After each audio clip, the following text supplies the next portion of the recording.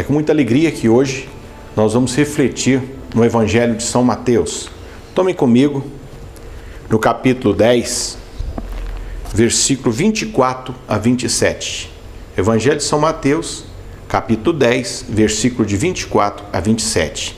Assim nos diz o Senhor: o discípulo não é maior que o mestre, e o servidor não é maior que o patrão. Basta ao discípulo ser tratado como mestre, e ao servidor como patrão. Se chamaram de Beelzebul o pai de família, quanto mais farão as pessoas de sua casa?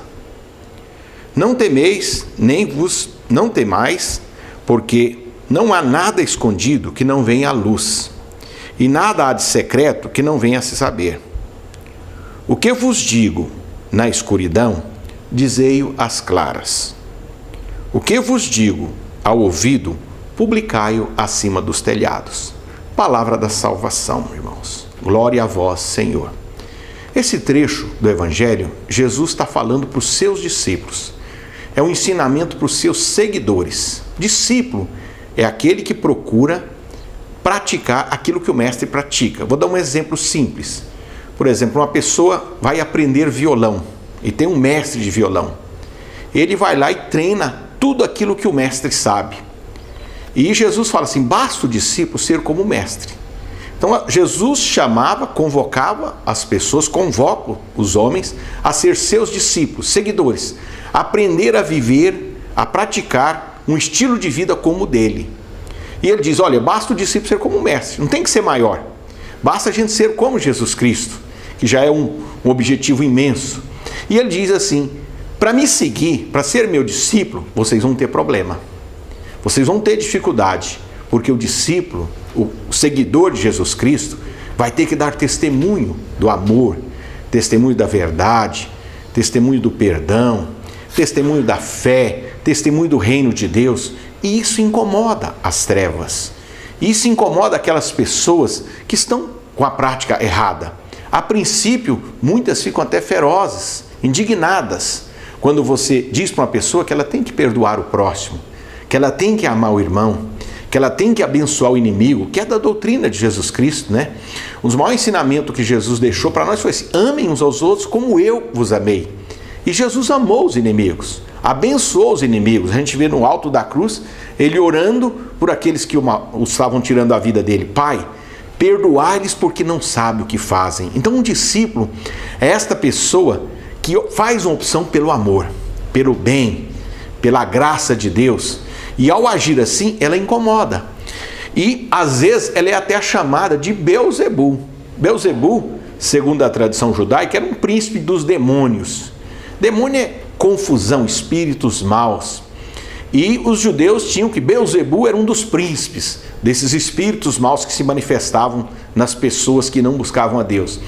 E atribuem a Jesus essa expressão. Ele incomoda tanto porque na época os fariseus eram muito legalistas. Queriam cumprir a lei a ferro e fogo, sem amor, muitas vezes querendo que apedrejasse, querendo que punisse as pessoas. E Jesus os convoca ao amor. E isso incomoda os fariseus. E eles chegam a dizer: esse homem é um Beelzebul, esse homem é um inimigo, ele atrapalha. E assim todo cristão autêntico, quando começa a dar testemunho, ele incomoda. Ele incomoda as trevas. Mas Jesus diz: não tenha medo, vá em frente. Se fizeram comigo, vão fazer com vocês, mas tenham fé, eu estou com vocês. Não fiquem preocupados, vão em frente. Olha aqui: o que vos digo à escuridão, dizei-o às claras. O que vos digo ao ouvido, publicai-o em cima dos telhados. O discípulo é aquela pessoa que escuta Jesus Cristo na sua oração, que pega a sua Bíblia, vai para o quarto, ora, medita na palavra de Deus e busca ouvir o que Deus quer para esse mundo, o que Deus quer para a nossa vida.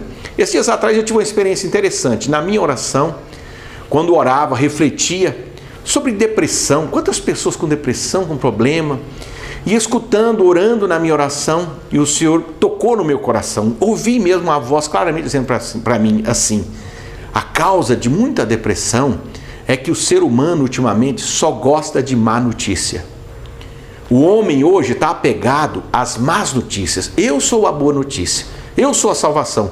Mas o homem hoje se apegou a notícias ruins, a televisão, a jornais, a uma notícia ruim atrás da outra. Isso leva a um sentimento depressivo. Isso leva a um desgaste. O homem não foi criado por Deus para ficar armazenando tanta notícia ruim. Então, irmãos, a boa notícia é o Evangelho. Ao invés de ficar apegado no jornalismo cedo, de tarde, de noite, leia um salmo, busque a palavra de Deus e você vai ver que a sua vida vai ter outro sentido, porque Jesus Cristo é a boa nova, é a luz para esse mundo. E eu quero orar por você. Não tenha medo de seguir Jesus. Não tenha medo de ser um discípulo. Busque a Sagrada Escritura, busque a igreja, busque participar da vida comunitária e você vai perceber que seguir Jesus é o caminho certo.